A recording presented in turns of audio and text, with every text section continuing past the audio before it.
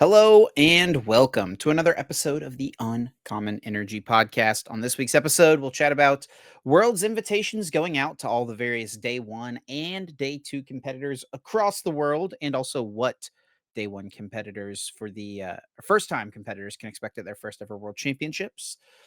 We'll talk about the potential next season invitation structure, the tournament structure, the point structure, the things that we think have been going good so far this past year, and what we hope changes moving into the new season. As the new season has technically already started, but we don't know all the details just yet. People have started to earn championship points, and talk about a few of those things that have been going on the past couple weeks. We'll, of course, have everyone's favorite segment, Guess That Flavor Text. And then we're going to wrap up the episode by talking about the Late Night Invitational online tournament that took place this past week, some controversy around it, but then also the results and how they may impact the current metagame. And then we'll close things out afterwards with our Patreon exclusive episode. If you don't know, every single week we do an extra 30 to 40 minutes over on our Patreon. You can find the link to it in the description.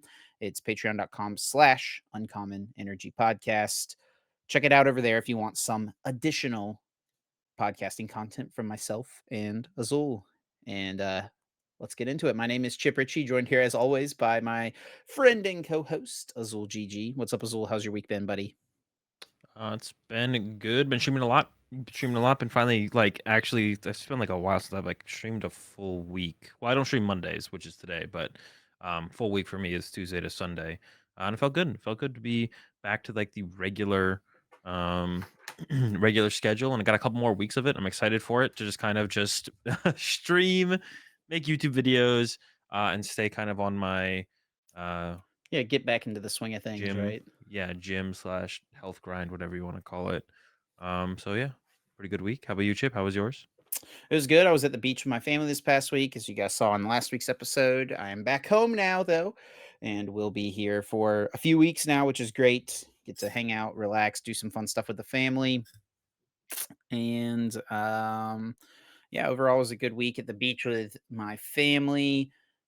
Everyone loves the baby. He's like just awesome and so fun. He was out on the beach and in the water a little bit. Didn't love the ocean water at first. He kind of warmed up to it, was kind of not we set him down on the ground and let the waves kind of roll up onto his toes, and wasn't really about that, but we got used to it after a little bit of time.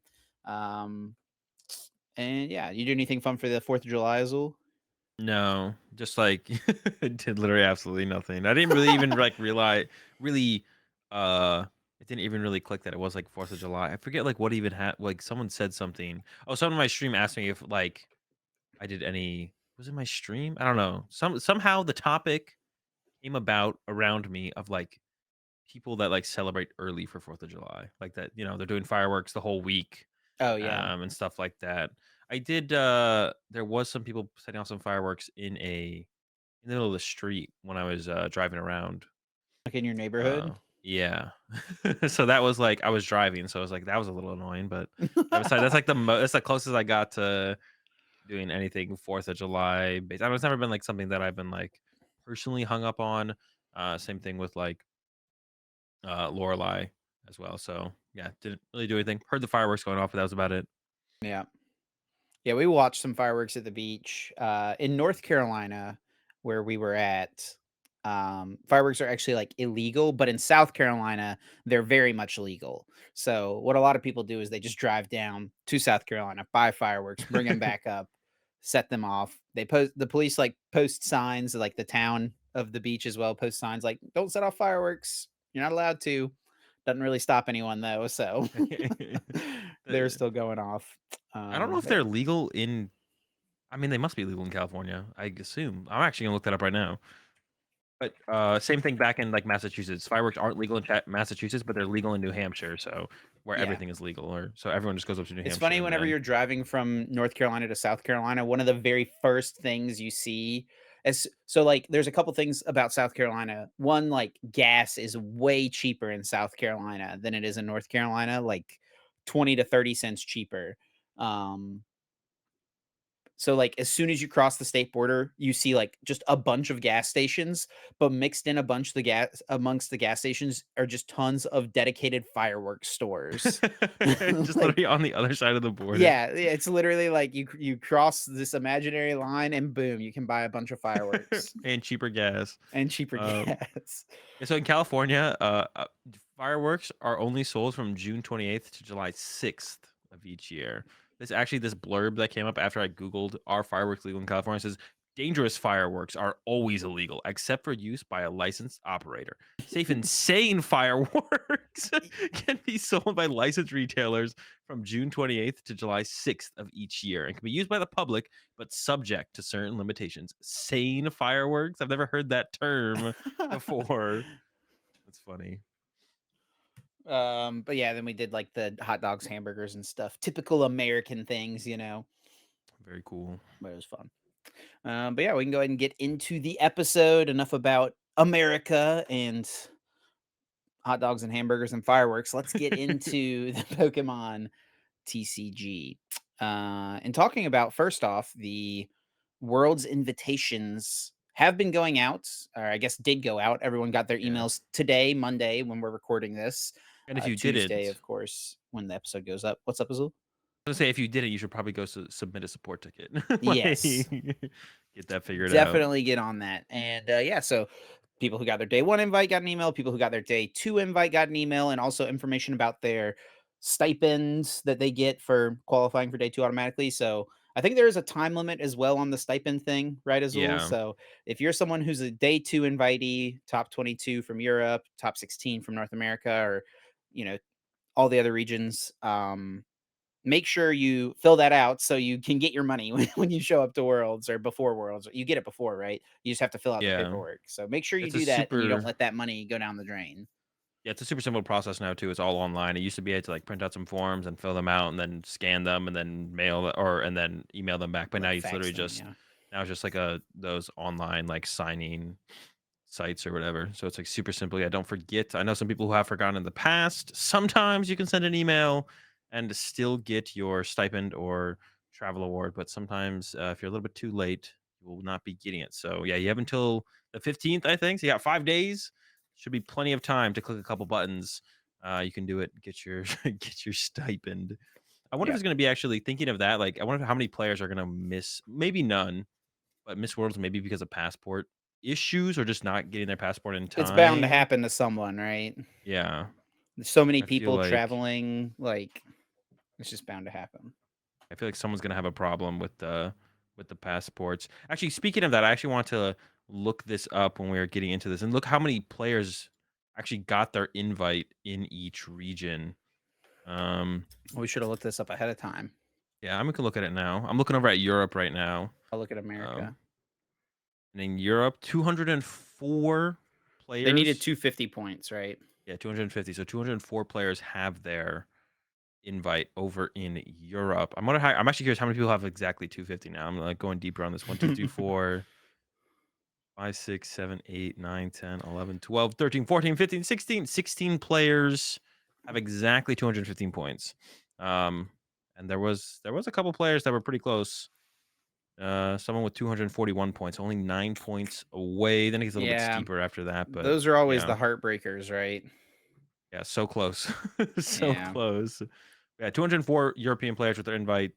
How many will actually show up to Worlds though? I wonder maybe like 120, 150? It's probably around It'll be a 150, decent right? amount. I feel like a lot of people like this is the worlds to not miss, right? Like It's even if you're definitely one of someone the who's been playing ones. for a long time and it's like you get your especially like from Europe where you get your invite and then you don't go to worlds because it's in America and it's like more expensive to travel and stuff. It's like I think a lot of people, even if they would normally be in that boat, they're gonna try to make it work because this one's gonna be special, I think. Um Yeah, it'll be like the biggest Worlds ever in terms of just the spectacle of the thing, I think for sure. They're gonna be yeah. doing a lot with it. 214 players from America. So only 10 more than from Europe got their invite, even though we That's have so pretty many more close. tournaments. But I guess that kind of like evens out, right? They have a lower structure, but we have more tournaments, right? Yeah. I mean, it sounds like the pretty good deal pretty good calculations on the points to get equal players from each region, I guess there. But it's not the same everywhere. Looking at Latin America, I believe now, unless I clicked on the wrong thing. Nope. They only have 120 with the invite. Someone at 197, right at 121, 3 points away. Feels bad. Yeah, they only need 200 points over there as well, but they have way less tournaments than North America or US and Canada, whatever.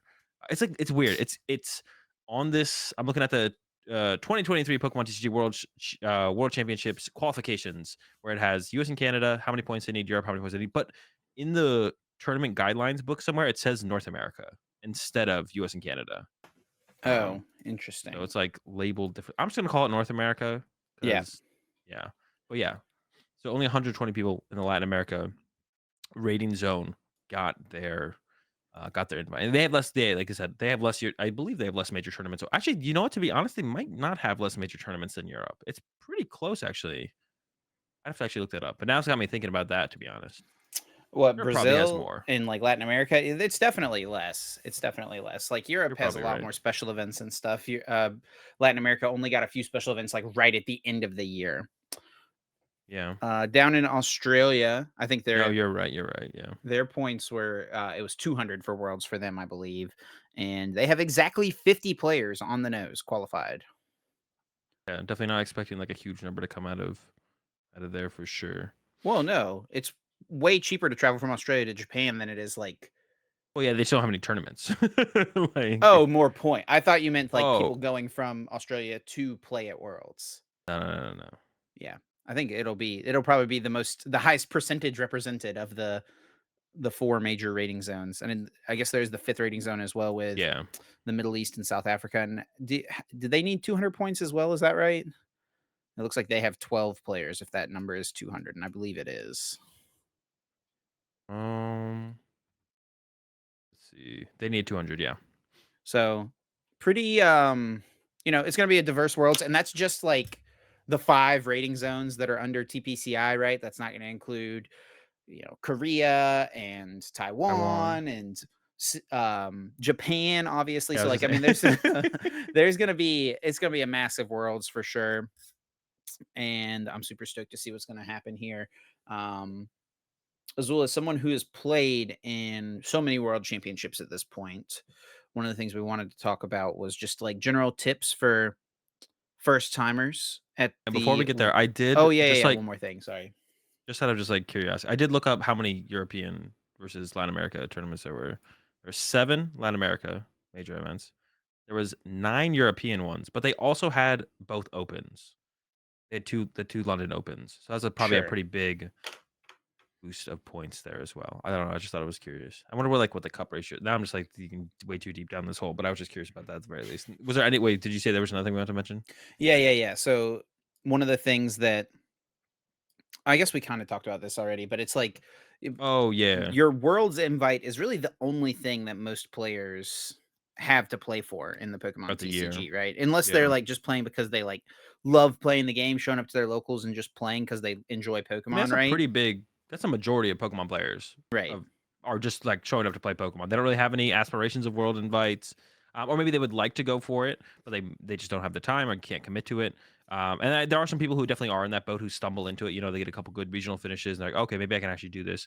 Yeah, majority of players aren't trying to get their worlds invite, but it does feel like for a lot of players who are going after their worlds invite, they're literally just going for their worlds invite. They're actually not even like it feels like, and maybe I'm just, like, wrong on this, and I'm the one who, like, wants to, like, kinda bring this up. It's gonna have to, like, spend a whole bunch of time on this, but it just feels like a lot of players who play for their Worlds invite aren't playing to try and win the World Championships, but are playing just to get their Worlds invite, which is fine, but I think it leaves a lot of opportunity for, So many players to people put have in that. already achieved their goal, right? Yeah, yeah. A lot of players have already achieved their goal, which is just get their invite. But I think it leaves a lot of opportunity for other players who are trying to push for more, trying to get day 2 in Worlds and even push to try and win the whole tournament.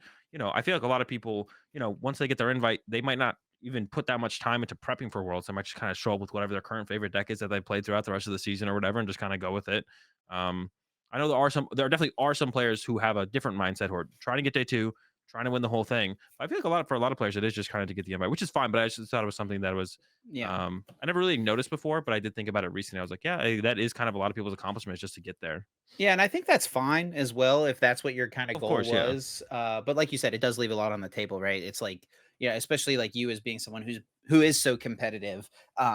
It's kind of hard to look at that and understand like why would someone be okay, having worked so hard and gotten to this point, not going hard for the world championships. And it's like you do just get so much for getting your invite, right? And that's one of the things we're going to talk about here as well. So I mean, first off, opportunity to travel to a different country, yeah, a place that you wouldn't have maybe gotten to go otherwise, and it's such a unique and different place culturally than where so many people are from that are going to be going to this tournament, right? I mean, it's definitely vastly different than America.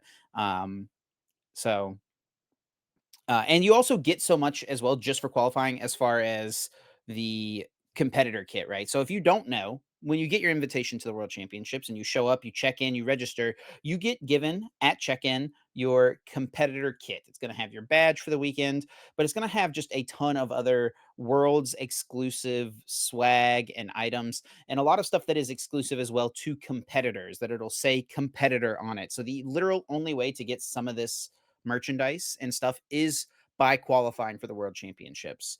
yeah. So there will be a ton of unique things in there, but that stuff is also like super valuable. And there are tons of people who are going to cherish these things, especially it's your first worlds, right? It's like reasonable to like want to hang on to these things, but so many other people like have been using the expected worlds bag to help pay for their cost of getting to worlds, right? Like I've Yeah. seen people pre-selling items from their bag, the pack of champions festivals or whatever the world's promo is going to be. We don't know what it's going to be, but it's probably going to be champions festival, right? It'll be worth more if it isn't, I think, for sure, right? Like, if it's all of a sudden not Champions Festival, It depends on what it does probably, but honestly, like the I majority of guess people who maybe. buy champions festivals don't care what the card does. They just care that it's Yeah, the yeah. world's That's what I'm saying. promo That's card. exactly what I mean. Like, I think it's like it'd be a collectors would it would be more highly sought off by collectors for sure. Maybe so, maybe so. But yeah, I mean, you'll get a backpack that'll be an exclusive. Like there will be a backpack at the store, but then the one that competitors get is usually different from the one that's at the store, right? So there'll be Oh, exclusive stuff there. The playmat is going to say competitor on it usually, and that's different from the one that's in the store at the World's Pokemon Center. So those things all carry like a decent amount of value, to be honest. Azul, what have you done over the years with your World's competitor kits? a couple of them I have I see a few sold. backpacks hanging up there behind you. Yeah, I have a couple of them. One of them I've sold, regrettably, to be honest. The thing that I wish I kind of just held on to was like the Champions Festivals. That's kind of it, just the packs of Steel Champions Festivals. That's kind of like the only thing that I really wish I had held on to. The other stuff doesn't mean as much to me. Um, so that's kind of it. I mean, yeah, I have a lot of this stuff in a box in the garage, or in a closet somewhere here. Mhm. And then I do have some of the backpacks up behind me right here. Two of them, or one of them is my top 32 backpack from 2018, and then the other three are just the competitor bags you get for just showing up and competing. So I felt onto like most of this stuff. But yeah, a lot of people do try and sell them. And get rid of the stuff. And I guess like the big thing this year has been the has been the spectator badges, which I actually don't know how much people are selling them for. Um, but yeah, everyone's trying to sell their spectator badges because you get two. This is the first time you've also gotten two spectator badges Mhm. in your, or maybe juniors and seniors have gotten two in the past. I actually don't know, but masters have only ever gotten one spectator badge with their competitor kit. Now they're giving out two. And most people, it seems like, are trying to sell both of them. It seems like not many people are even holding on to one, if any of them, and everyone's trying to sell them. And there was like a little bit of a discussion coming up about it a little while ago, where it's like, is this allowed? And we see Nico even put out a tweet like the other day or something, was basically asking, do we have confirmation if it's okay to sell your spectator badges? And I actually replied to it and I was like, well, if you're not, then we're gonna have to ban like half the competitors because Everyone's selling them. yeah, everyone is selling them. Yeah, I mean, and it feels a little weird as well for this one because spectator space does feel like it's pretty limited. It's gonna be Um packed for sure, it's bro. going to be packed. And I think I mean, it's going to be massive. Like there are going to be way more spectator badges. Like they have allotted for more spectators than probably ever before, I would guess. Oh yeah, for sure. But even still, there's going to be people outside the venue trying to get badges and stuff like that. Didn't you say I wasn't at London last year, but didn't you say there were people outside of London like trying to buy badges I or think like so. Yeah, I don't remember. Did I say that? you Maybe. did, I think. Yeah. If I did, then it probably happened. I don't Oh my remember saying that, but gosh. yeah, I mean, yeah, it's gonna be pretty insane. There'll probably be people outside. I mean, hopefully it doesn't get annoying. It was annoying. The one thing that was annoying at London was people trying to buy the Champions festivals from people. Like people were like getting up in people's faces, being like, "Yo, you trying to sell that? You trying to sell that?" There'd be another person after them. It's like, bro, chill out. So that's annoying. I feel like there'll probably be something similar? I don't know. I mean, I feel like I don't know. I guess I don't know culturally what kind of that kind of stuff like looks like over in Japan though, to be honest, because that's going to be Sure. the main people who don't have a spectator badge or a competitor badge will be people from Japan because that's a local player. That's a local Yeah. player base. But yeah, I think it's going to be. I'm honestly probably not going to be a. I'm probably not going to enjoy the experience of Worlds too much personally. I'll enjoy. Hopefully, I enjoy Japan, but Worlds itself, like I'm not a big fan of like have you ever been to something like a PAX East or PAX West before? It's just like super crowded. It's hard to do anything. And that's how it kind of felt like NAIC was this year, just super crowded, just like and I feel like Worlds is going to be the exact same way. Even like with the Pokemon Center at NAIC, like I had a reserved spot like pretty late. Like I had a reserved spot Friday, no, Saturday, 6:30, but you go in there's nothing available in the Pokemon Center. All the good stuff's gone. But I knew someone who went like in Saturday morning and nothing good was there. I heard that someone was able to like buy most of the mats and deck boxes on the first day as well. Like someone just didn't know that it was supposed to be limited to one. So it's just gonna like I'm not a big fan of those kind of experiences, just like the overcrowded, packed convention type style things. And I have said before on the podcast though that I think it is good that Pokemon tournaments are turning into more of an experience and less of just a tournament. I do think it's good overall for the growth of the game, but me personally, I'm not a big fan of those kind of experiences myself though. Yeah. You can understand that it's good for the game, but it's not like the way you prefer to experience it. Yeah, I'll be miserable, but it's for the best of the it's for the best of the community. So yeah, I mean, if you're a first time worlds competitor and you're thinking about like, okay, I'm gonna get this bag that's worth a lot of money. What should I do with it? Should I sell it? And I think it's just definitely like a case by case basis. I really wish that I had more. I sold most of the stuff from Yeah. my first year worlds competitor kit. I kept like the deck box, which I still use to this day. I still use. I every year I've kept the double deck box, and I've always used those double deck boxes. I just prefer carrying stuff around like that. Um, so but I like wish maybe I'd kept the play mats, but then at the same time, it's like I probably wouldn't use the play mats, so I can understand why Yeah. I sold that. I did sell the Champions festivals, and now like looking at what they were worth then and what they're worth now, I definitely wish I held on to them. And then also, it's Yeah. like a card that could be considered playable. So I think it just kind of depends. Obviously, if you're in a situation where you need to sell this stuff to help pay for your travel or to add to your experience while you're in Japan, I think it Yeah. makes sense, right? And I think Yeah. like probably the happy medium, and this is what the majority of people will do, is they'll pick out a couple of things that they personally want, and things that will help them, be sentimental and remember their first world championships, and then probably get rid of the rest of the stuff. And I think that's a totally fine way to do it. Um, Yeah, definitely a couple different ways to look at it. Be like, if you need the money or you want the extra money to like have a better time in Japan while you're there, yeah, go ahead and just sell everything. Especially if like sentimentally it doesn't mean that much to you, or just take out what you want to keep.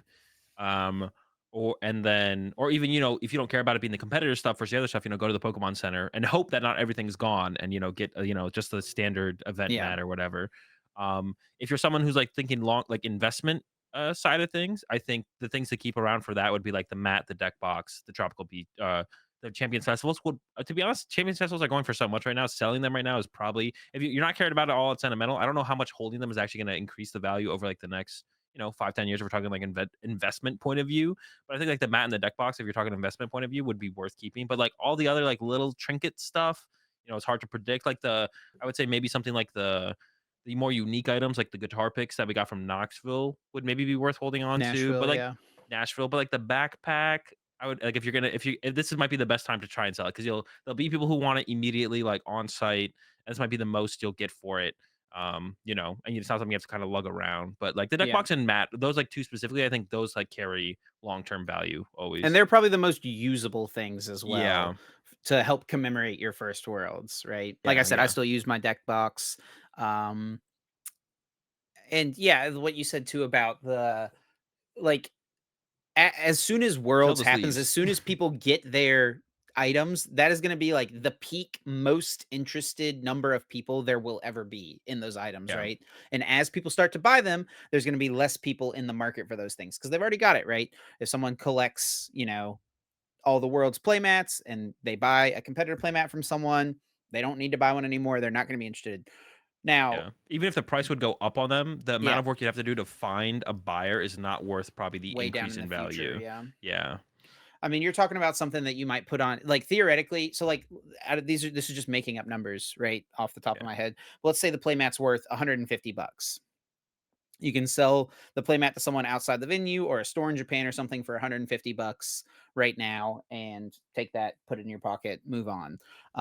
But in 5 years, maybe that playmat's worth 250 bucks or even $300. Let's say it doubles in value, $300.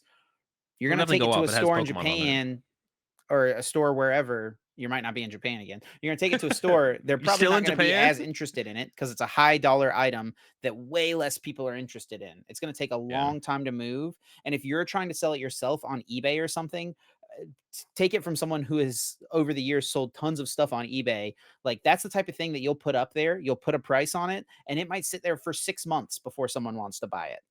yeah. Oh, also the plush, that's another thing that I would recommend keeping. That's kind of a fun thing to, like, hang on to that commemorates the thing. I've got my World's plushes. They're up there somewhere. I think they're on the top shelf hidden, but Those aren't competitor exclusive, right? Those are always they just are not. yeah, Yeah. there's just a world's plush feature. I guess like at London there was two because there was the Roserade as well. There's usually There was just one. 2 in, DC as well in 2019. There was a Piplup. Oh, was there? Yeah, and I Yeah. think there might have been an Eevee too. I think there actually might have been 3 that year. Yeah. I usually don't ever go to the Pokemon Center. So yeah, I just don't like that. I'm not like there's some stuff that's cool that I would like to get. Like I think the dice were really cool this last year at London. So I picked up myself like a set of the dice.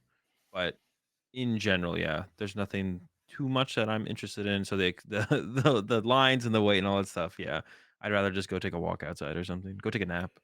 That's So my another thing for first time worlds competitors we can maybe talk about a little bit is just like expectations going in, right?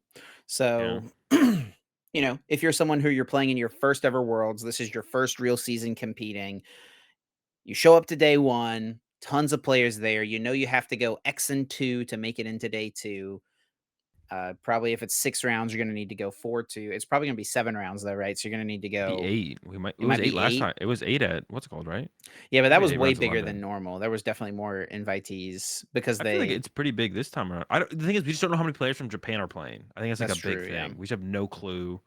And obviously, like we mentioned the numbers from all the other TPCI regions, but we have like that going to get into Japan is expensive and stuff for most of the regions. It's probably still pretty, to be honest, like Australia is like the closest, but it's probably still pretty expensive to get out of Australia still to Japan, I would Yeah, imagine. probably. But so yeah, I'm Yeah, just I mean, curious I how would guess many. 7 rounds would be my prediction, um, but it Yeah, definitely could 7 be up to the 8 again. So, like, I mean, if just to you get need to those 5 go wins. 5 and 2 to make it into day 2, um, you, like, what sitting down for round 1, like, what should someone expect, like, going into the tournament? And I guess it kinda depends on what your mentality was going in, right? Like, if you're someone who's just happy to be there, that you got your invite, or do you have your eyes set on something greater? I would always have my eyes set on something great, especially because I think there is a lot of people who are just like, "Oh, I got my world's invite. I'm happy to be here. I'm just kind of showing up." You can almost take advantage of And that, right? yeah, I feel like there is a lot of room to take advantage. I don't think day one of Worlds is that. I think it's overestimated how like the level of I don't want to like yeah like the how hard it is to get through day one of Worlds. I think it's a little bit overestimated like the level of overall talent there is in day one. Like it is still hard. It's one of the it's probably this it is the hardest world the tournament of the year, right? But I think in day one, because there's a lot of players who are just kind of showing up, didn't put that much time or effort in because they're here to go to worlds, right? They got their invite, show up, have the world's experience, you know, play in the or check out everything else there is to do, especially because like it is in Japan, so a lot of people are trying to take a little bit of extra time there, I'm sure, and like sightsee and all that stuff. Um, but yeah, I don't think I think like but I think that's what a lot of people think, right? Like they get another thing that they add to that is like they get their world's invite and they're just like, oh, everyone, all the best players in the world, and that is true. Not everyone has a world's invite. Not everyone can play in this tournament. So people almost put that as like a reason to not care as much about doing well at Worlds. I feel like it's like, oh, all the best players in the world are here. Everyone with world's invite. Like I'm never like they're all better than me. I'm never gonna make it through anyways. So like I'm not gonna care too much about the event or like put as much pressure on myself to do well. But I think you should still treat it like any other tournament. I think you should treat it as if like I'm sure for a lot of people who, they got their invite at the last regional they went to or they're at NAIC, you should treat it like the same as you would have treated that event. You're like, all right, I'm going all out here at NAIC. I need 50 points to get my world's invite. Time to do my best to get that top 256 or 512, whatever. You should treat it the exact same way and be like, all right, day one of worlds, I'm going all out. I'm doing the best that I can.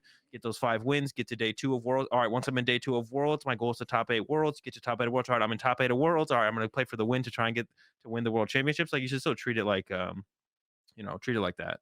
But yeah, it feels like when I talk to a lot of people who it is maybe the first time they get their world's invite, or maybe they got their world's invite before. Yeah, I think it is a little bit overblown how difficult it is at Worlds. Like I said, it's still the hardest event. It's still the hardest event, but you're still just playing Pokemon. At the end of the day, you're still just playing Pokemon. Like nothing changes on your side of the field.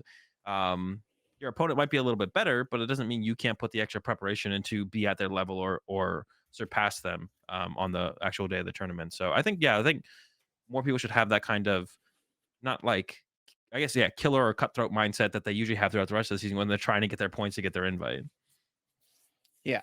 Yeah, I mean, it definitely feels like an opportunity to, it's what you've worked hard for, right? It feels silly to just like show up and be content almost. Yeah. There's nothing like super wrong with it, but we're just saying like it feels like you've worked so hard, try to make something else happen. Yeah, Um, that's how I feel. I mean, as a competitor, a super competitive person, that's how I feel. I know like a lot of people are a little bit not quite as high on the or as far on the competitive spectrum as I am, right? A little bit more people, a little bit more lax about it. But yeah, still I think put in the time, put in the effort, try and do your best for sure.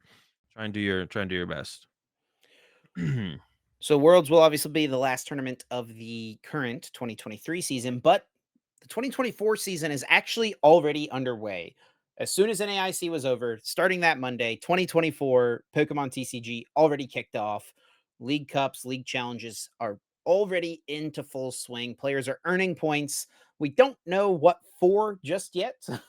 We don't have the information about how many points you need from each region to get to your World's Invitation. We don't have any information about the best finish limits for each type of tournament. We'll talk a little bit more about the thoughts on that here in just a minute. But cups and challenges are already underway. People are already earning those championship points. And it looks like the point structures are the same. People are getting 50 points when they win a league cup. People are getting 15 points when they win a league challenge. Is this just a sign, Azul, that the structure is going to be very similar to what it has been the last few years? I mean, I think the one thing that people like bring up sometimes is that like league cups maybe specifically give too many points, but I don't know if that like it's just like a argument of like how easy should it be to get your world's invite or how difficult should it be to get your world's invite, I guess, which I don't know. I think like the current rate of the current effort put in to get a world's invite in Pokemon, I think it's fine for what Pokemon is. Um, but so yeah, cups and challenges seem the same. We haven't heard anything about regionals yet, so they could still make an adjustment to that. I think a lot of people want to see the points given out at regionals be a little bit higher. Mm-hmm. Also, people have talked about like a kicker point where you would increase the amount of points that you'd get for regionals with more than like 1,000 players or something. Like instead of getting 200 points if you win a regional or a special event, you'd get, I don't know, 300, 250 if it has like over 1,000 players. But that'd be really weird with the BFL, the best finish limit. So anyone who doesn't know what BFL is, BFL stands for best finish limit, which means your best finishes of a certain kind of tournament throughout a year. So the BFL best finish limit for regionals last season was 6. So even if you won 7 regionals last season, you'd only get points from 6 of them, which I think you'd probably be content with, to be honest. But you would miss out on 200 points that you got from that 7th regional you won. So that's what BFL means. And in the past, like last season, BFL for regionals was 6, and BFL for cups and challenges was 2 because we only had one season of cups and challenges, Yeah, right? two per quarter. 2 per. How many quarters did we have of cups and challenges last? 4. Wait, we had cups and challenges for 4 quarters last No, season no, this no, season. no. Sorry, I thought you meant in past seasons, not like No, yeah, just how many? literally last season. This My bad, season my bad. we just Yeah, had 1 quarter, right? 1 quarter. Yeah. So in the past, it has either been best finish limit of 2 per quarter, which is the period of time between international championships. Best finish limit of 2 for cups and challenges, or it has been a total of 8 throughout the whole season. So you could Yeah, win 8 cups in the first quarter, and then you would get 200 or 400 points towards your invite. But you even if you won a cup in quarter 2, those points would not count towards your invite. So yeah, and what we've seen so far, we saw this tweet from Stefan, is that someone over in France, I believe, has placed at 3 League Cups so far, and they've received points for all 3 League Cups. So it's looking like it's not a 2 per quarter structure like we've seen sometimes, or like we kind of just had, but we only had 1 quarter of cups, and it's probably going to be an 8 over the whole season, probably. yeah. So it was like 2017 to 2019. I'm pretty sure the first few seasons of this type of structure with the regionals and the cash and the league cups and challenges and all. When once they moved away from city championships and all that, um, it was a best finish limit of 2 per quarter. You had to so in the first quarter, if you won 2 cups, that was your best finish limit. If you won a third, it did not carry over. Yeah, But, they changed that in the 2019 to 2020 season where you could earn all 8 at the start. And so it seems like that might be what it is. It's just 8 best finish limit through the year, which I think cups and is overall, challenges. like, a good thing, right? People Yeah, I think it's fine. yeah, some people might be able to play more Pokemon during the winter time than they are during the springtime, right? Just Yeah. depending on what they have going on outside of Pokemon in their life. So if they can get out to more cups and challenges in one time of year, it makes sense that they can earn those points and try to have that rack up for them towards the end of the season. Now, where the problem was for the 2019 to 2020 season was that so that was, I think, overall like a positive change. People were a fan of that whenever they changed it from just 2 per quarter to 8 for the year. Yeah. um, what the problem became was for the stipend races between each international championship. So, for those who don't know, for each quarter, the top X amount of players from each region at the end of that quarter get a stipend or travel award to the next international championship. Now, I think that this was probably just a mistake that never got fixed. I have to think this was not necessarily intentional, but basically, what happened in the 2019 to 2020 season that did not finish due to COVID, obviously, We finished was eventually. that It took a little while. 3-year season. yeah, the 3-year season, exactly. And half the when we came back, obviously, we didn't have cups and challenges, so it COVID was not season. a point of discussion for anyone. What happened at the start of the season was that players were earning points for each quarter that were counting towards their stipend, right? So quarter one, people could earn 400 points theoretically from cups and challenge, 400 from cups and even more from challenges that would count towards the stipend. And then in the next quarter, they could earn another 400 from cups if they won Yeah. 8 more league cups, right? So it's not adding to their total for the season, but it's adding to their total for that quarter, which adds to the stipend. So it just created this ridiculous grind for the top level players who were like it just kind of made it so instead of seeing just like your most consistent and best finishers at the highest level of the game, it was a mix of the best finishers and highest placers, and then also people who just could go to a lot of league cups and challenges and earned decent points at each of these, right? I mean, it still ended up being mostly Yeah. top level competitors consistently that you would see today were the ones who are still earning the travel awards and stipends. Famously, Jesse Parker was like, it was so funny. I remember at LAIC that year. And Jesse's cool, so it's not like a rag on Jesse or anything. But LAIC that year, Jesse was competing for the stipend for the whatever IC was after that, and there was It was there was like Oceania. 4, yeah, 4 other of like the travel everywhere competitors. It was like Pram, Will Jenkins, 2 other players who I don't remember who were like all playing in the League Cup because they missed day 2 at LAIC, and they're playing in the League Cup to compete against Jesse Parker, who was playing League Cups over in America. America somewhere. It was kind of just a funny situation that was going down. But yeah, it did allow. I think most of the time it was still the top level competitors were still the ones consistently getting the stipends and travelers, which I think you'll always see. You know, for sure. And that's a good thing to see. Like the players who are perceived to be the best, some of the best players in the game, are still the ones who are consistently being able to place well at tournaments and walk away with the stipends and the travel awards is a good sign that the game is still in a healthy spot competitive wise.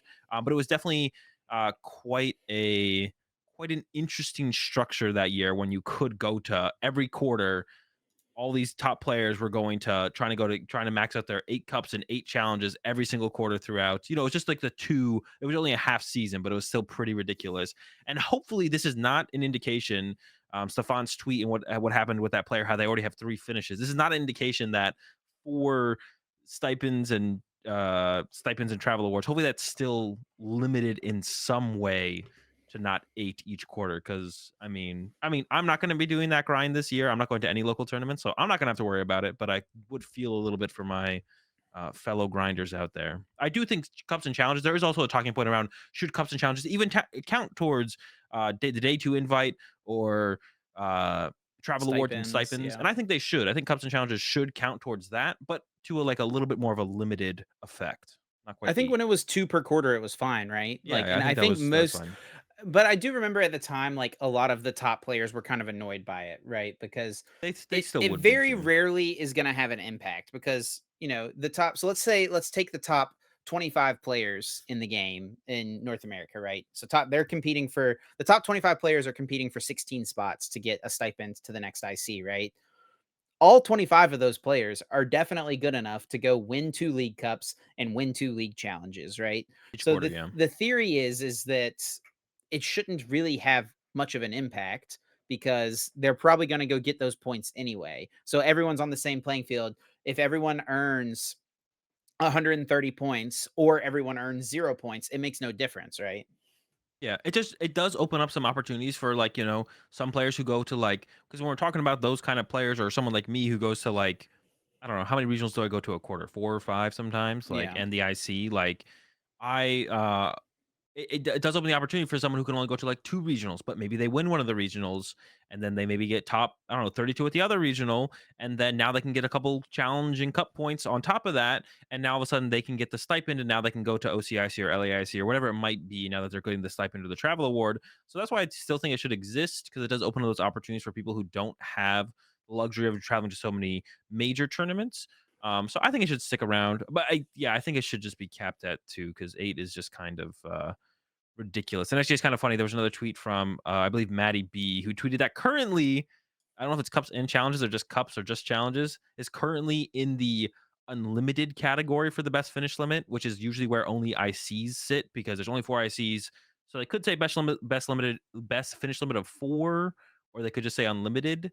Currently, cups and challenges are in the unlimited category. I'm sure it's there because they haven't released the info yet, so they don't want the info to leak of what the season structure will be like yet. But I would assume they know at this point, so why don't they just tell us, I guess, could be a thing as well? Or just, like, let it leak through these means, and then let that one little bit of information be out there. It wouldn't be, like, a big deal, I feel like. Yeah, hopefully that information's coming soon. They typically do release the season information before Worlds, but I mean, for London last year, wasn't it like literally a week before Worlds, or was it even What? at Worlds? I think we talked about this a couple weeks ago where Yeah, you were like they booking your announced the Baltimore tournament. Yeah, I flights booked at my yeah. Worlds. They announced the new season locations and tournaments at Worlds before Worlds happened, I think? I don't even remember, but they didn't announce the structure. We didn't know about the structure until later, like, how many we didn't know until, like, after Baltimore or the first couple regionals, how many points you needed for Worlds and what the rest of the structure even looked like, until a little bit No, I think we afterwards. did find out before Baltimore, but I think it was like the week of Oh, yeah, it Baltimore. might have I'm pretty been, sure yeah, is what it was. Yeah.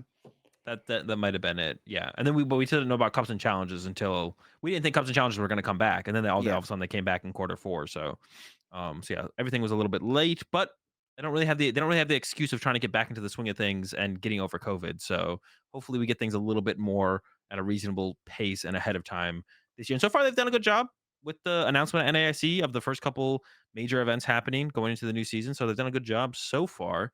But definitely some more information needs to be put out there. It would be nice to know the rest of the stuff going on. I'm sure they either know it for sure or just like just finalizing a couple numbers, right? That has to be what's happening for Yeah. sure. We're Hopefully already playing so. for points in the next season. I feel like we should have the information if we're playing for those points right now, I right? Like think people that's fair. Yeah. like as soon as you can play for points for the new season, we should know the full structure of the new season.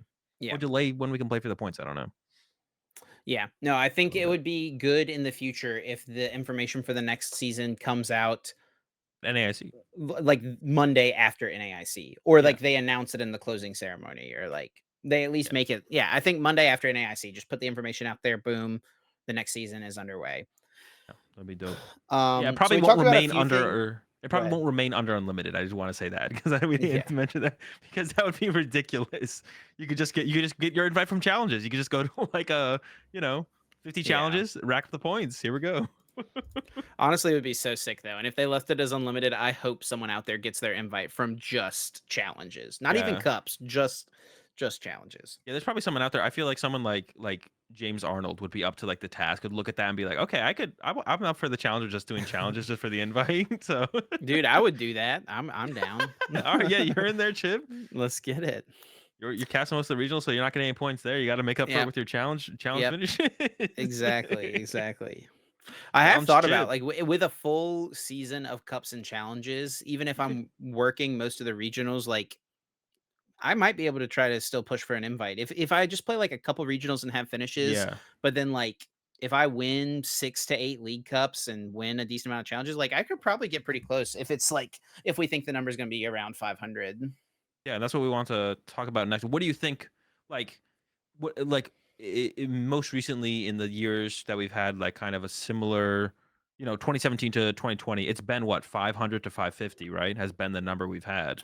Yeah, I We think had 1 year of 550. it was 550 1 year, which just feels like such a weird number, right? Winnie and Like, Icy didn't get your invite that year. yeah, that's just weird. Winnie and Icy should definitely just get you at least get you your invite for sure. And I don't think it would be terrible if winning 1,000 person regionals got you your invite as well. So, I mean, Yeah. let's talk about things that would like to see Let's start with the changed in the structure, I guess, right? So Like, do you think the base number needs to change? Like, it should invite just probably be 500 points? I mean, that seems fine to me if everything else is pretty much equal.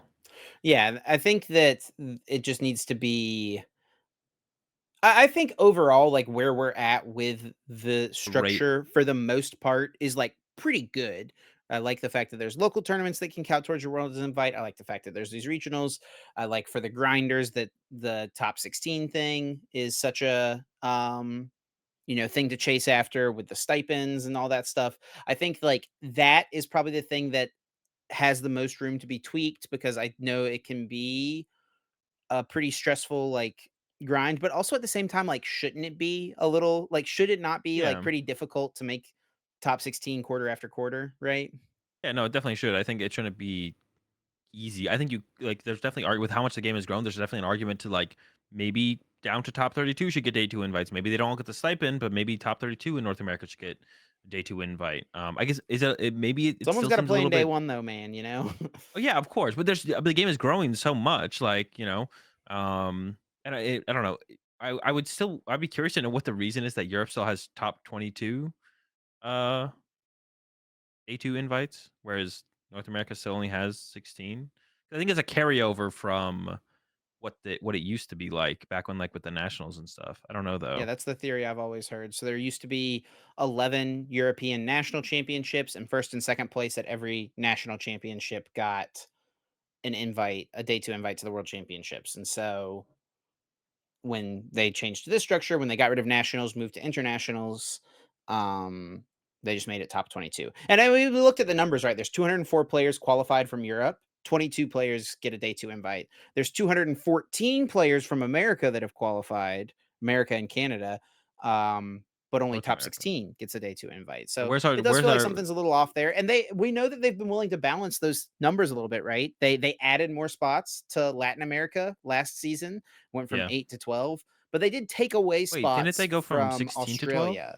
Huh? Wait, did they add to Latin America? I thought they took away. Oh, they added to Latin America. Latin Oh, I America thought it used to went from only be 16 to top 12. 8. Oh, It okay, used to okay. only be Yeah, cool. top 8. It became top 12, but then they took away from Australia. Australia used to be top 8. Now it's only top But they 4. did take away some, countries from their rating zone, They so, did. They took away yeah. some countries from the rating zone, I think and they Australia also usually added the new rating occupied. zone of the Middle East and South Africa.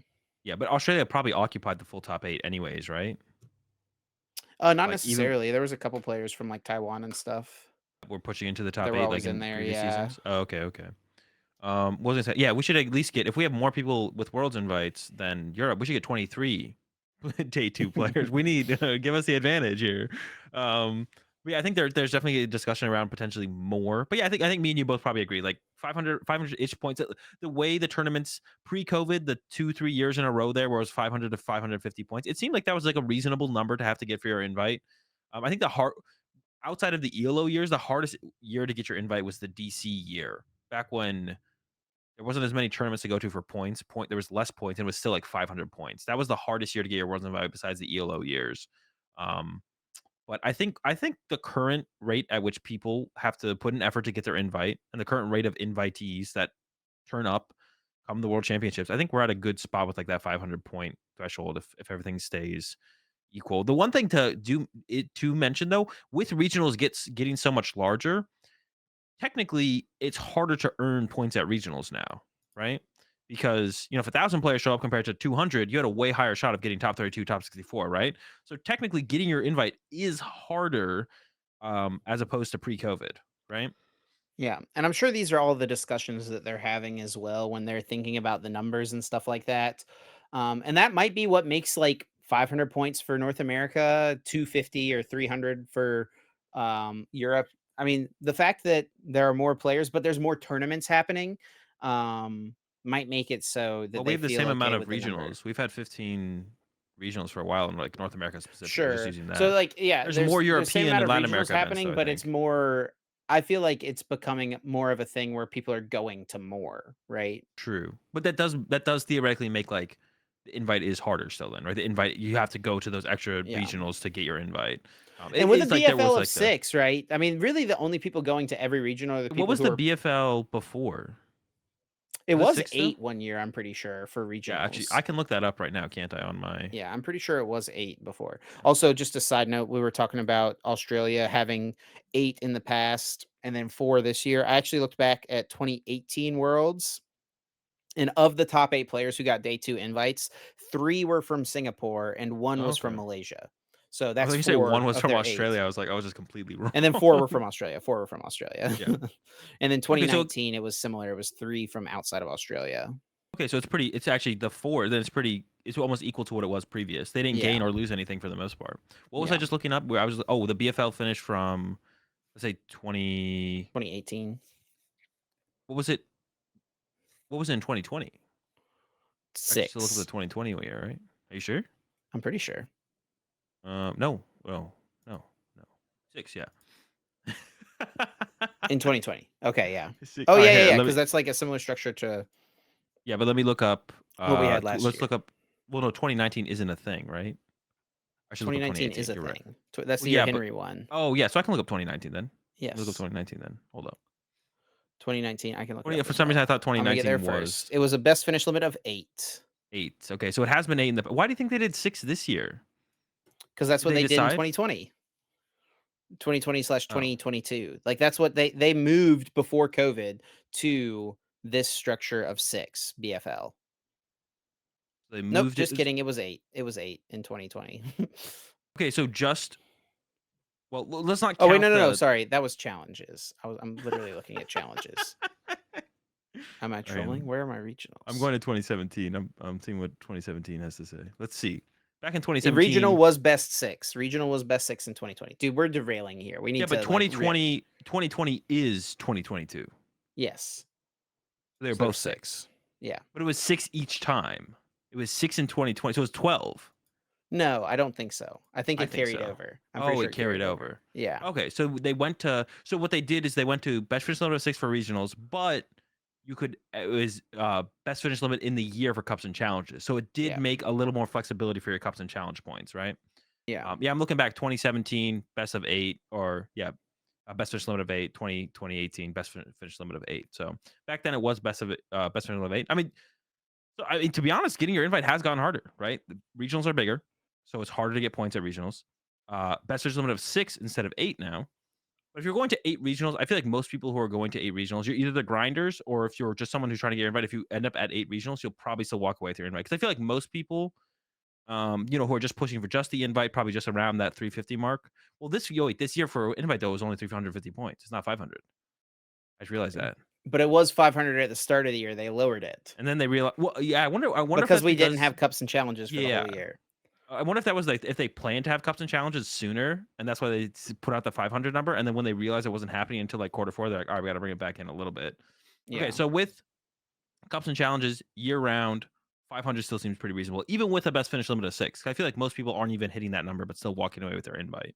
Like most people, like five, six is probably the number most people are ending up at, um, in general. Um, so yeah. Um, but other things I guess like talk about would be just like points in general at regionals. Like I brought up, like if they did do a kicker, so like if at the kickers would be weird because then it would mess up your best finish limit a little bit, right? It would like mess with the best finish limit. So I think just to keep things simple, I think they should across the board keep there shouldn't be a kicker that increases the amount of points you get. There should still be the kickers that increase the amount of people who get points. Down to 256, 512, whatever. But I feel like just in general, regionals should probably be given more points. And you probably just tie special event. Go ahead and just throw special events in there as well. Like the winner of a regional or special event should at least be getting 300 points. But I guess the other question should be, should you just get your worlds invite if you just win a major tournament? Yeah, and that begs the question as well as like, should there be other paths to getting a world's invite besides just championship points, right? Like, could Yeah. there be tournament qualifiers where it's like, if you can get championship points, but also if you win a regionals, you just get an invite, or Yeah. you can qualify via championship points, but also if you win this online event, you get your world's invite. Which, if there was a good online game, that would be sick. But there's not a good online game, so we can't have anything nice. I feel like some way to earn championship points through some kind of ranked ladder on an online game would be good. I don't know if like getting your invite fully, but yeah, like getting some kind of because I think that would just like get a lot of people interested as well. Like Well, I you think it get would be cool if there was like a separate online circuit almost, right?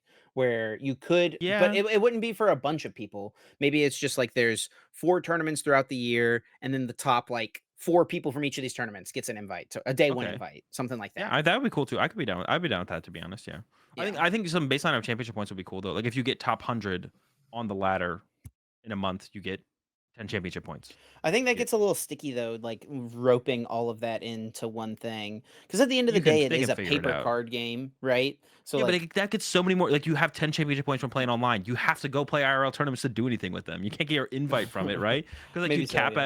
you'd cap at 120 I championship don't know points if that you it should got be top tied to the 100. ladder necessarily or like more tournaments, right? Because like a Something would be ladder cool. thing is going to reward unless I mean they would have to obviously make it more of a ranked system than what they have now because what they have now Yeah. is not really a ranked system, but It'd I have don't to be know. like an actual ELO based rank system where if you climb high enough, you don't have to be grinding every single day. I think Hearthstone did it really well. I mean, there was still some like funky stuff with like end of month Hearthstone grinding though, but you could generally like grind up to top 100 and feel safe, stuff like that. So, something like that in the in the Pokemon space would be cool. Not to actually get an invite, but just to get more people involved with. Oh, I have these championship points now because I placed top X in the ranked ladder in July, and now let's do Mhm. something with that, right? But yeah, I think if you win a major tournament, I mean, we should probably just tie special events in with the regionals, even if there's sometimes like 70-person special events. I don't personally consider those major tournaments. Special events in Europe, I do consider major tournaments personally because they're like 500 to 1,000 players or close to 1,000, like 700 ish. But yeah, if you win a special event, if you win a regional, I think you just get your invite. Like I think that's fine. You also get the 200 points, which you can use towards getting a day two invite or getting a stipend or a travel award for that quarter. You could make an argument maybe that second place at regionals, special event should also get their invite. I think at least first place. And then I think when you look at ICs, I think same thing with their like I was actually like talking with my chat the other day. And I was like, to be honest, looking at like ICs, there's only four throughout the year. Huge events. Top four at IC should get a day two invite. Top eight at IC should get your invite. Like I don't know. I just feel like that'd be fine. I feel like that'd be cool. And like the thing that'd be cool around like the regionals, if you win it, you get your invite. That like that someone's like just shows up to their one regional a year, or like you have a little couple more Hail Marys to try and get your invite at the end of the season if you haven't really played that season or just haven't had a very good season. You show up to your local regional towards the end of the season, you win it, you can still walk away with your invite, which would be cool. Yeah, I mean, I think it would More be paths. cool if like top four at an IC gave enough championship points, or top eight even at an IC gives enough championship points to get every region a world's invite. You Yeah. know, I think because that gives you another Hail Mary opportunity. That's not necessarily just having to win the tournament, but like, I don't know. I mean, getting top eight That's at what a I'm saying. 2,000 person tournament's pretty dang hard, right? Like, And they're gonna I mean, as long as the event spaces, I think the ICs are gonna be huge next season as long as the event space allows like Europe and NAIC for sure. I think Latin America will be Latin really big as America, I well. think, is going to be massive. Yeah, OCIC I mean, it's there's It'll just be not bigger the than last year's OCIC. hopefully, they get a bigger venue if it's bigger than last year's because that place was cramped. Bro, I do not enjoy the ICs. I do not enjoy the playing experience at ICs. It's always hot. I'm always sweating. There's too many people. Like OC, I mean, any IC last year, there's a ton of that was pretty spacious. But yeah, like I'm just not a fan of. I'm getting closer and closer to the point where I'm like, can I just play from home on This is why PTTG? Azul wants a good online client that gives championship points. For the latter, he's gonna be a online I'm tired of grinder. playing in person, bro. I'm an old head at this point, bro. Well, I'm you just might be done. tired of playing in person, but you know what I bet you're not tired of playing with?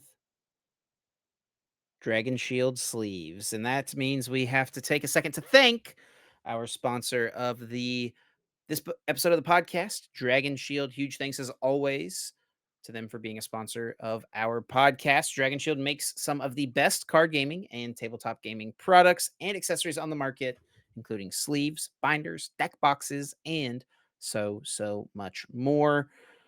Azul, not gonna be playing any locals. Are you stocking up, getting ready for Worlds, figuring out what colors you want to rock at the World Championships? You're probably gonna change your sleeves between every round, I would guess.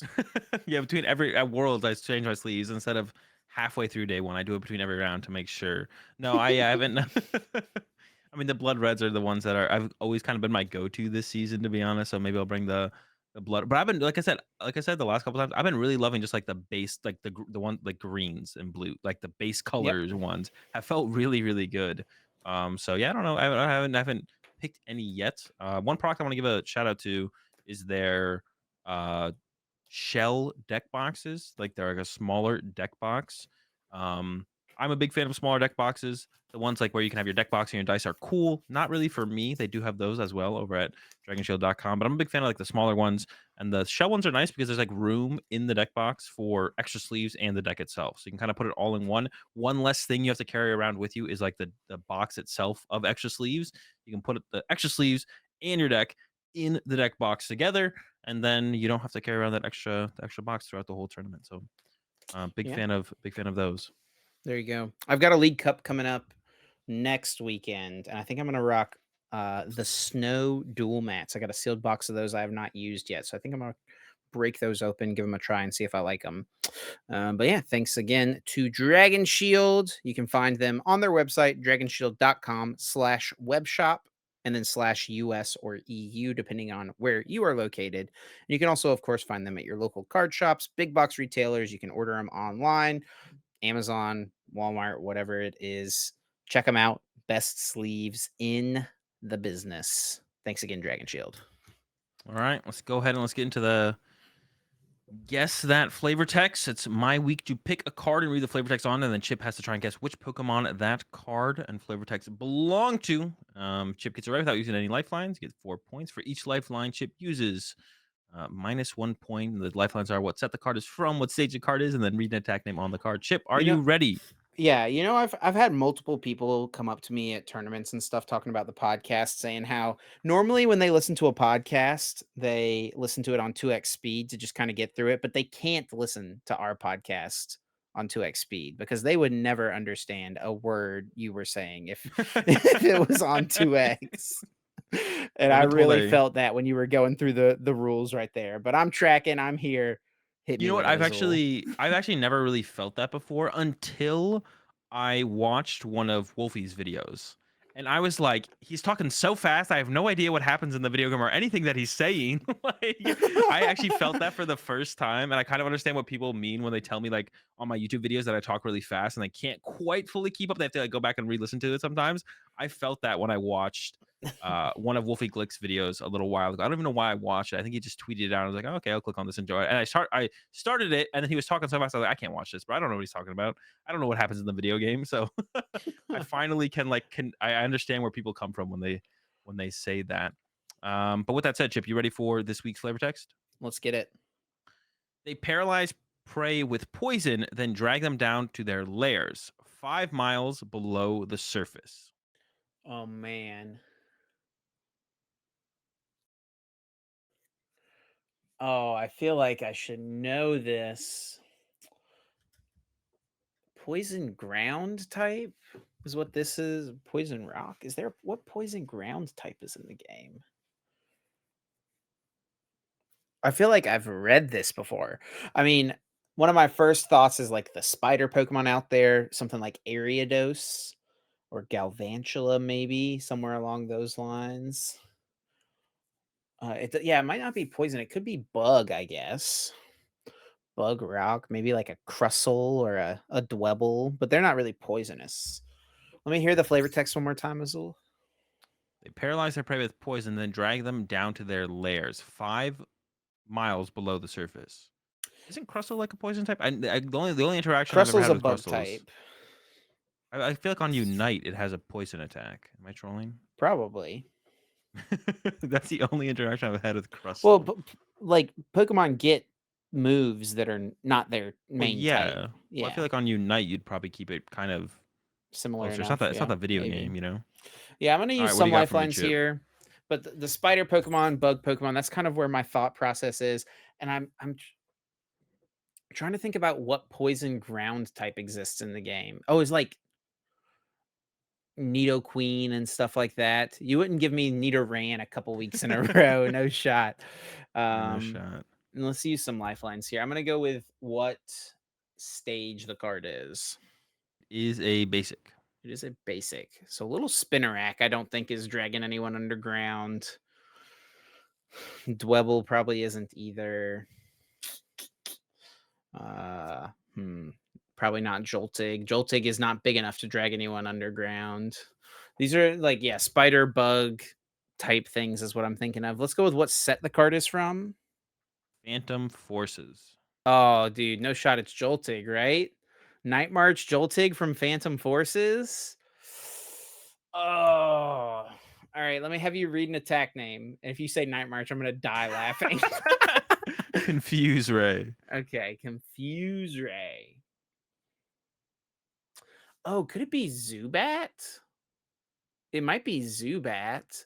Yeah, 5 miles underground, but it doesn't necessarily mean into the ground. It could just be like a tunnel underground. Okay, yeah, I think this, yeah, basic Phantom Forces, poisons. What did you say? Confuse Ray. Yeah, yeah. I think it's Zubat all day. I'm locking in the Zubat Azul. It's not Zubat. And there What? was a pretty big hint in the flavor text, Chip. I'm actually a little disappointed in you. And I feel like everyone else should be. I'm gonna read it to you one more time. They paralyze prey with poison, then drag them down to their lairs 5 miles below the surface. Below the surface, Surface of water. bro. Oh my gosh. I thought that was pretty. I thought you'd definitely get there and I figure out was it's a water thinking type surface, instantly. like, of the ground. I don't think surface of the water, but that makes sense. It does make sense. It is Frillish, which I don't know how Frillish is dragging anything 5 miles, but apparently it does. It is Dang. 72 pounds. It's actually a little bit more meaty of a fish than I thought it was. It doesn't look like it's got anything going on because it looks kind of like more like a jellyfish, but That's kinda 72 crazy. I'm pound pretty sure I didn't jellyfish. I give you Jellicent, like, 3 or 4 weeks ago? Yeah. Dude, I actually when I read this one, I was like, I feel like I've one of us maybe have done this Frillish before, or at least the flavor text of the Frillish, because this sounds really familiar. Maybe someone redeemed it on my stream at some point and had me read it there, but this Hmm. sounded really familiar. I was like, maybe we have done this before. And then you said the same thing. You're like, this sounds familiar. Um, Yeah, I but don't yeah. know. Just sounds like something I would've read or something at some point. Dang, man, I'm disappointed. All right, there's Disappointed. not a ton to look at here, but there's a couple new cards that we can take a look at here. I think the only real one that we need to really take a look at is the Revaroom EX. I think this card is pretty sick. It's a stage 1 EX Pokemon, 280 HP. It's got the tune-up ability. We've seen this ability before in the past. Not exactly tune-up, but this Pokemon may have up to 4 tool cards attached to it. If it loses this ability, discard, you have only 1 tool card remaining. And then for Metal Colorless, 170 during your opponent's next turn, this Pokemon takes 30 less damage from attacks. And we got some pretty cool tools coming out for stage 1 Pokemon. There's one that like reduces the damage the stage 1 Pokemon takes by like 30 damage. So you put 4 of those things on this bad boy, you're taking a reduced 120 damage, 150 with the attack, and you've got 280 HP. I don't know. There could be some cool stuff with the. Oh, also like. No, never mind. We don't have Cape Toughness anymore. But Cape Toughness, no. Cape Toughness is That only only works on basics. basics as Don't listen to well. me. Well, Big I'm kind of Tron, excited for maybe. this one. There's some cheesy stuff you could do with this. We also have that tool that returns an energy from your opponent's Pokemon to their hand. What if you put 4 of those on this? Yeah, and then they attack you with, like, Gardevoir or something, and then Yeah. 4 energy go back, and then they just refine them and them all away next turn. No, I I mean, don't this does seem interesting. I one of the favorite things about this, and I've said this about, like, so many EX Pokemon this generation, is just the fact that it evolves from the same basic as another good stage 1 in the yeah. format, right? Like, there is the other regular Revavroom I have a that room. you discard an energy from your hand and draw until you have 6. So, like, I mean, that card is solid.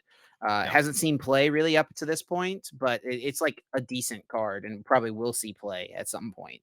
Yeah, And Room is just kinda waiting for its moment for sure. yeah, and Definitely I mean, who knows? good to Maybe not with be. Revavroom EX, maybe we get back Metal Saucer. The combos all start coming together, right? I don't know about getting back Metal Saucer, and unfortunately, Room is coming out alongside the Charizard EX, which is definitely a good card. A dark type. Yeah, but accelerates fire energy into play. I'm sure there'll be some fire attackers in the Charizard EX deck. Chip. Yeah, it's But, just yeah, Charizard EX. yeah, Room EX is cool for sure. Room EX is definitely cool. I'm excited for that one. Um, I'm excited for this one right here. Toad what's Scroll EX, dude. The Toad Toad Scroll? Scroll is sick for sure. Is that the Sableye killer we're all waiting for? Maybe. I mean, that thing does a lot of damage too, you know. So Yeah, it does hit hard, but you have to, like, give them 2 prize cards to even do anything, so maybe Gardenia finally sees a moment here with Toedscruel. Is it its moment? Maybe? Probably not. Let's go ahead and move on. That's literally the only new card to take a look at. Like I said, not really much.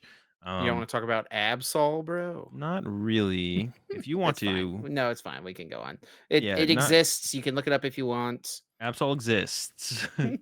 It is, some kinda control type card, so I'm sure Sander already has, like, a million ideas with it, but, we'll get more Obsidian Flame cards, I think, eventually, that we'll definitely bring up on the podcast as soon as they come up and give our thoughts, but, the last thing we want to mention and kinda go over here is just, like, the late night tournament, invitational that I think we've mentioned the late night series that was happening, probably it started a while ago, and it all kind of culminated to the invitational that happened this week, where the winner got like a trip to Japan, right? That was the prize. Yeah. I think we had mentioned it previously that that was a cool thing that the Shuffle Squad was putting on and did, but there was a little bit of controversy around the process of getting to the invitational with some last minute LCQs, last chance qualifiers that popped up. Yeah. So people have been playing for points for 3 months, the late night event series throughout the last like 6 months or so. People are earning these points, and then the top 64 players got an invitation to their invitational to compete for that final prize of first place, getting a trip to Japan. And then late night events did decide to run a last chance qualifier, which I think is overall a good thing. They decided to run 2 last chance qualifiers though. But I think it's cool, like to give people just one last shot, get yourself a chance to get in. I think that they maybe let too many people in, they though, and definitely that's let too kind of many been people the in. thing that's been echoed, I think, online. And, late night events made a statement about this. We'll talk all about both sides of the story, before and after, all these things. But they ran 2 last chance qualifiers, and their plan was to let 16 players from each LCQ into the invitational. So you're getting 32 players from the LCQs and then 64 players for qualifying from the invitational. It's probably like a little bit more disproportional than it should be at the start there. 64 and then a 32 for people who just like played one tournament versus 64 people who grinded for 6 months to get to this point. I think it maybe should be something more like 64 players and then like the top 2, 8 or top 4 from each of the 2 tournaments. or even Probably just more a like winner top to 4 even just or a just the winner, to be winner. honest. Yeah, like the top 2 or something maybe, or even just, yeah, even just a winner I think would have been, like, reasonable. I mean, even the top 8 would have been more reasonable, but even that's kind of a lot to Yeah. all of a sudden be like, because like, we saw a lot of, like, top level players show up to these LCQs who had not been grinding these, Yeah. tournaments the whole season, so it kinda feels a little bit disingenuous to have, this perspective or this idea out there that, in order to play this invitational, you have to be the people who put in the time and grind these weekly tournaments to get your spot at the invitational, and then all of a sudden last minute, even I was considering playing in the second one because the first one was a little bit too early for me. I was considering playing in the second one. I was like, I don't know, It was like getting your trip to Japan paid for. That's pretty cool. Like, and it's like a pretty decent shot of getting into the invitational because it was the top 32 actually in the end Yeah. from each of the And LCQs. And that was the thing. If each of the event got to more than 320 masters, they decided to increase the players advancing to 32 for each event. So that officially means that you're having as many players who played for months who qualified through their placements in your late night series throughout the last several months or whatever it is. You're having the same number of those players as you are having players who just qualified for playing in one tournament. And people, kind of spoke out about this a little bit. There was a bit of discussion about it. I think one of the biggest ones I saw was Jared Grimes tweeting saying, I think it's been said before, but you shouldn't have last chance qualifiers that qualifies 64 people for the tournament that already has 64 people. Half the tournament is now people who went 6-2 or sorry, 7-2 on a random Friday. The Six point to one, some system of them. doesn't matter anymore. Yeah. And it does make it feel like there's way less weight on the tournaments. They almost don't matter, right? It's like, why did I spend all this time the last 6 months playing these tournaments when I could have just played in one at the end of the year? Um, and Yeah, late night exactly events right. did Like go the amount ahead. of players that probably would have been grinding these events, just being, oh, I'll just show up at the last couple LCQs and just attempt it there, would Yeah. have been probably pretty high, to be honest. So, like I said, it feels disingenuous for the initial information of how to qualify for the invitational being out there, and then all of a sudden these LCQs pop up last minute, and the LCQs, it definitely feels like the idea of them and the amount of players they allowed through was to try and create hype so more people would play in the tournaments at the expense of the loyalty of your weekly tournament grinders. Or the Yeah. loyalty of the trust and And, loyalty. and late night events did put out a statement regarding the situation, saying a few members have been vocal about the addition of LCQ spots for the late night TCG. We understand your frustrations and we'll use this information in future seasons.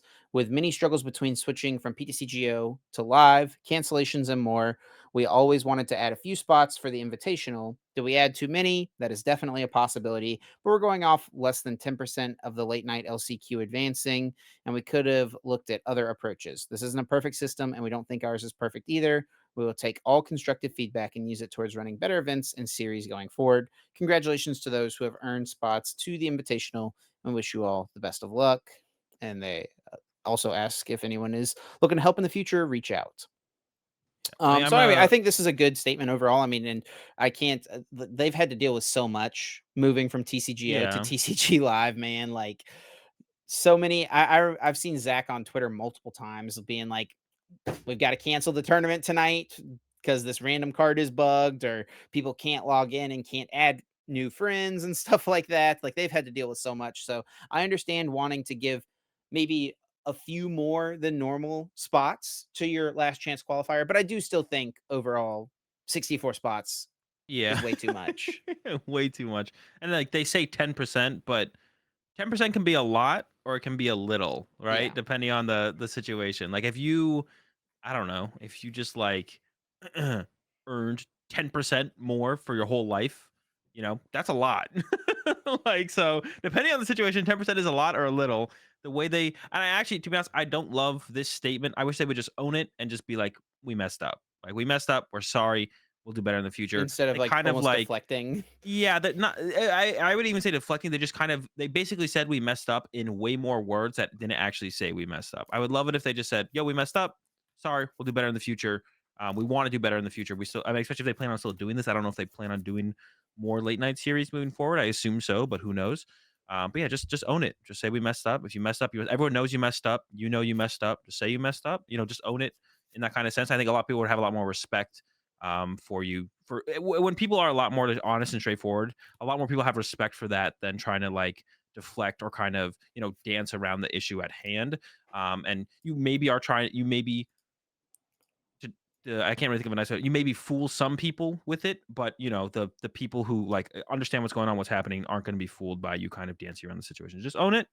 Say you messed up, move on, right? No one's going to hold anything against you. It's not the end of the world. It's just a Pokemon tournament series, but a mistake is a mistake, and it's better to own it than not. So yeah, in this situation, yeah, 10% is definitely a lot, not a little. It can be both. Yeah. But let's go ahead and just take a look at the results because this is kind of the biggest tournament for I online do tournaments in a while, I right? just want to say one more thing real quick. Like Oh, I'm go ahead. glad that I'm thankful that there are the people willing to run these tournaments and stuff like that because I think Yeah. it's good for the game that there are these online events. People can hop in and play pretty much anytime. And the late night series has definitely become the largest in the premier online tournament series. So I'm glad for that. And yeah, and it sounds like they're willing to take the constructive feedback from their statement. But I do agree. Yeah, like they definitely could have just owned it a bit more for sure. Yeah. Yeah. Like I said, I'd love to see them keep doing it. They do a great service to the community by running the tournaments, but can always do better or more, especially in this situation. But yeah, let's take a look at those results from the end of the run in the invitational. On a deck that just keeps on winning events the last few months, huh, Azul? Fusion Mew does get the dub, and Anthony Zhang gets the free trip to World. So congratulations to Anthony. And it was with that Fusion Mew. And this is, pretty similar to the, that list from Japan that's been very popular, kind of feels similar to what a lot of people have been playing in their Fusion Mew. I guess the heavier trekking shoes is kind of the questionable Yeah, thing here that is a it's like little out of the ordinary, but the core of the deck is the same. Ice Cube, Lost Cities, the 222 supporter split. yeah. I mean, I can't imagine many people had Spiritomb in their decks, right? Like I can't imagine many people had that in their list. Even stuff like the Lugia decks. I know there's only one Path to the Peak in here, but Mew is pretty good at finding cards when it wants to see a card, right? Mew's pretty good at being like, I want this card this turn. I'm gonna go get that card this turn or make this play happen.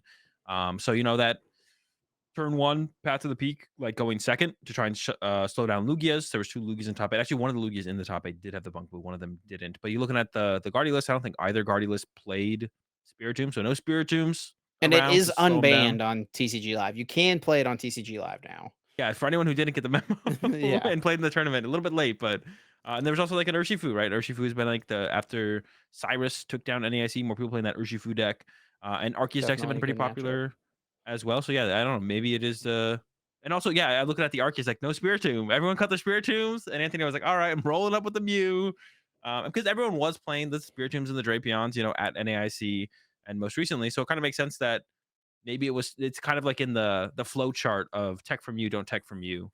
And it was it's in the flow chart of or we're in the period of time for you to get a dub, I feel like. And it Yeah. did.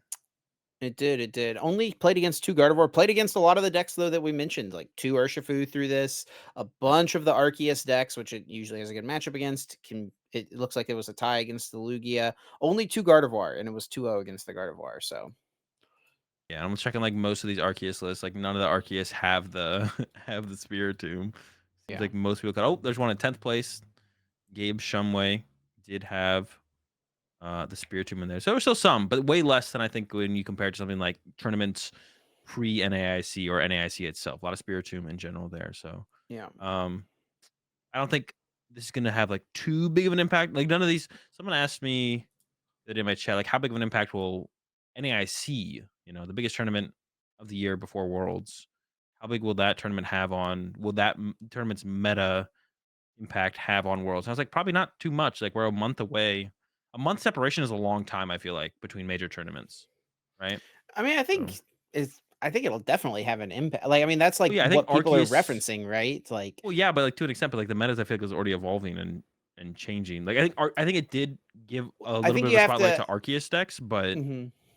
besides Well, I that, think you like have to weigh how much of an impact the online events actually have because, like, let's be real, like cups and challenges is probably going to have minimal impact, right? Besides individuals testing out their own decks, like it'll have a small impact on each individual who's like just trying to tweak their own list, right? Or figure out sure. what decks they like. But like on overall meta share, cups and challenges not going to have an impact. So it's like, how much of an impact are online events going to have? I would say most of them not too much, maybe a little bit. Stuff like this, maybe a little bit more because there's something on the line, so better players are competing in it, right? Um, Regular tryharding. People are, yeah, definitely much more willing to try hard for this than just a random whatever online event. But other than that, like I mean, what was the biggest tournament that had an impact on our NAIC meta? It was the Japan Championships that happened a month before, right? Because that was the event that had, the most results from the format we were going to be playing. So like Did that have an impact? There was a lot of Tina, Lost Zone Tina doing pretty well at that tournament. I don't think anyone really played Lost Zone Tina at AIC. That's what I'm saying. Like I don't like I think that's like that amount of time. Like sure, a lot of people copied the Guardy lists that did really well there as starting points, but we might have got there anyways. Like that's like the biggest takeaway I would say from the tournament in Japan. But there was Lost Zone did really well at that tournament in Japan. But then you look at NAIC, and we still had one in top 8, and there were still some in like the top 16, top 32, but like there's no Lost Zone Tina anywhere, right? And could even argue that the meta was better for Lost Zone Tina because there were so many Arceus decks. And I think Lost Zone Tina does generally match up pretty well into the Arceus decks. Because you can walk away with those big one hit KOs, or even up against like the Arceus Duraludon Umbreon, you can save life first and then go into your Tina, or Tina can use the V Star power. You know what I'm saying? So I'm just Mhm. saying like I think like a month break between major tournaments is a big enough time for people to figure out new ways and strategies to combat decks and kind of have it be fresh going into a new tournament.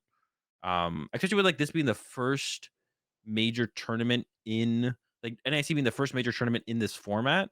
I think there's still a lot of players are going to walk away from NAIC, and sure, there's stuff to like take away and like learn from it, but it's not like you look at like back-to-back regionals and it's like if you just dominated a tournament, like a good example of that would be Dallas regionals this year, right? Mew dominated the tournament before, did super well, and then there was an insane amount of Drapion at or did Mew had been doing really well, and there's just an insane amount of Drapion like 2 weeks later or a week later at Dallas.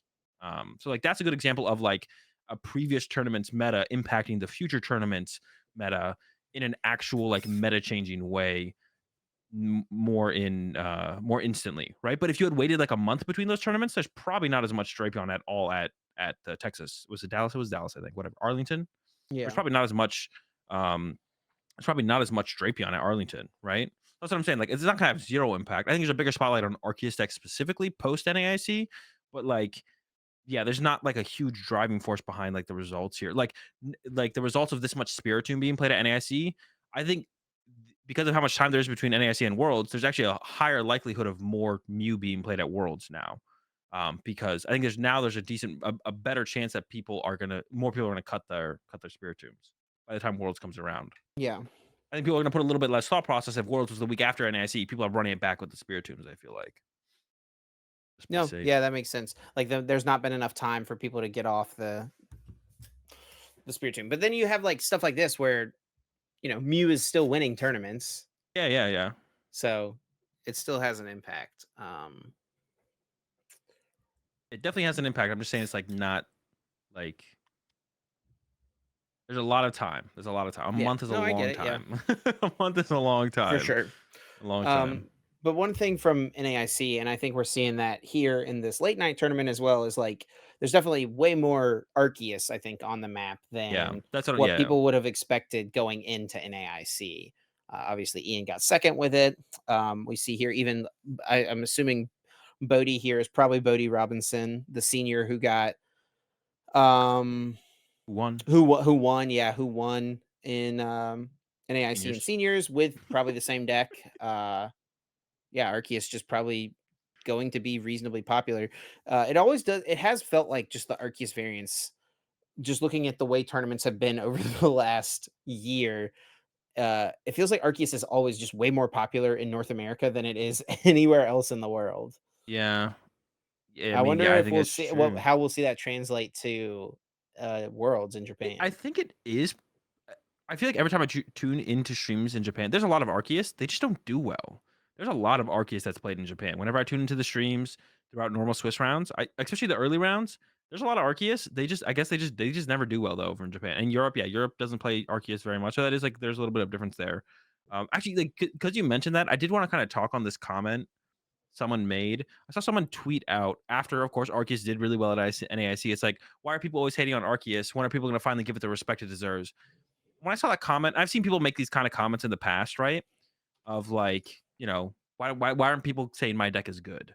It's like, why do you care? And if you actually think it's that good and it is that good, why do you want everyone to know your deck is that good? Why don't you take advantage of the fact that no one respects your deck and no one's teching for it or trying to learn how to beat it and go win with it because no one's respecting it, right? If it is that good. I always found that to be weird that people like want everyone else to think their deck or this deck or that deck is good or to respect it. But like for me personally, if I thought Arceus was really, really good, I would want everyone to think the card sucks because that's just good for me. That means I'm going to be able to. It's that much easier for me to win tournaments if people think my deck sucks. I don't know. I just thought of that because I remembered We're talking about Arceus. I remember seeing that comment after NAIC. It's like, when are people finally gonna put some respect on Arceus or something along those lines? It's like, if Also, you really think it's that good, Arceus, by the way, second highest earning deck of all time, at least in the cash era, according to Limitless. So I don't think that's. anyone's not putting respect on Arceus's name, to be honest. I mean, a lot of people. I think it's fair. Like, I haven't been taught. I've talked pretty poorly of Arceus in general recently. I think I even said that most recently going towards NAIC. I thought like Arctur Umbreon was like pretty solid. Yeah, The deck was like pretty good we said it was the overall. best way to play Arceus. Yeah.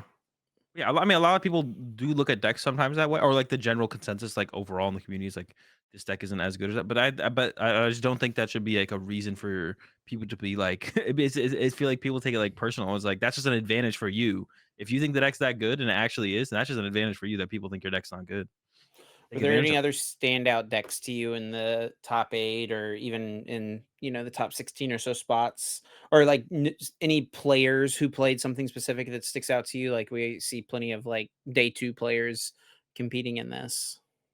Not really. Everything looks. Lugia doing so well was a little bit not like a surprise, but like I guess that was the biggest thing that stood out to me too. Lugia's in the top 8. Lugia's like I feel like Lugia's okay right now. The Guardian matchup is just kind of rough.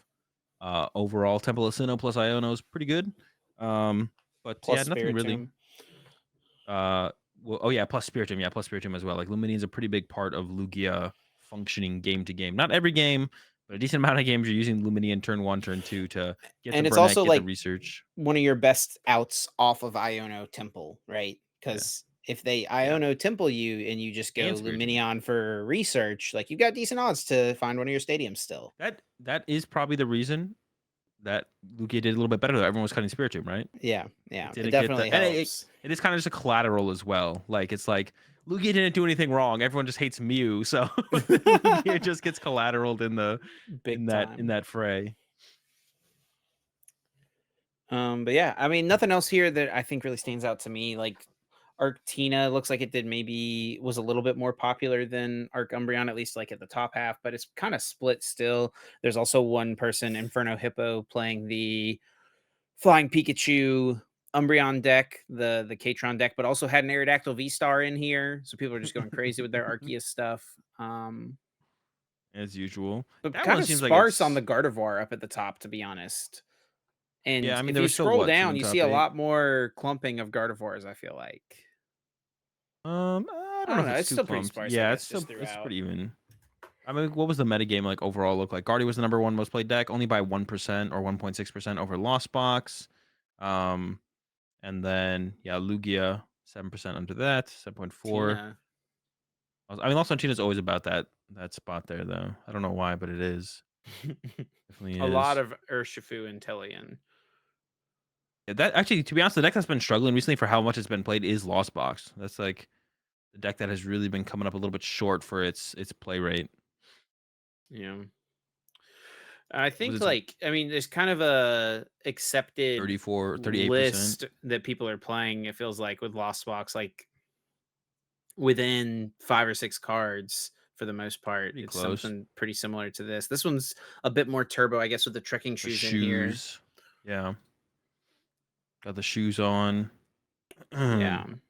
I definitely recommend stops over artisan for anyone who's out there. Also, I'm not a big fan of shoes in general. Put a ninth energy in. Anyone who's not like 8 energy is so bad in Lost Box. That's like it feels terrible. Put your How do ninth you ever energy use in. Radiant Greninja if you're only playing 8 energy? You just don't. You just don't do anything with 8 energy. Yeah, 8 energy was like the thing that felt the worst at Fresno for sure. The nine. It's funny like and a lot of like deck like testing and like deck list changes come kind of from feeling, but the difference in 8 to 9 energy in Lost Box, you feel it so much. It's insane. I think you even like you theoretically want 10. It's just hard to get the 10th in there. But yeah, put your ninth energy back in your deck, please. Well, Azul, I think that's going to do it for our podcast this week, at least the main part. We've got the bonus episode coming up exclusively to Patreon in just a moment. In the meantime, though, thanks so much to everyone for listening. If you enjoyed, please be sure to leave us a rating, a review, follow us, subscribe, leave a comment, all those good things. Help tickle that algorithm and make it do good things for I don't know where this analogy is going. Thanks so much for the All support. right, We get us out of here, appreciate Chip, before you go everything. too far and you get us demonetized. Uh, Sometimes I just start talking and I don't know. I didn't plan it out before I And you open just my need to mouth, stop. so just need to stop. You want to stay connected with us? The best place to do it is over on Twitter. Maybe not for long though. Maybe it'll be Threads soon. I don't know about Azul. that. You follow me at Chip Ritchie, Azul at Azul_GG, and you can follow the podcast at Uncommon_Energy. Thanks for the support as always. Catch us here every Tuesday at 7 a.m. Eastern. And yeah, have a good one. We're getting into the bonus episode over on the Patreon.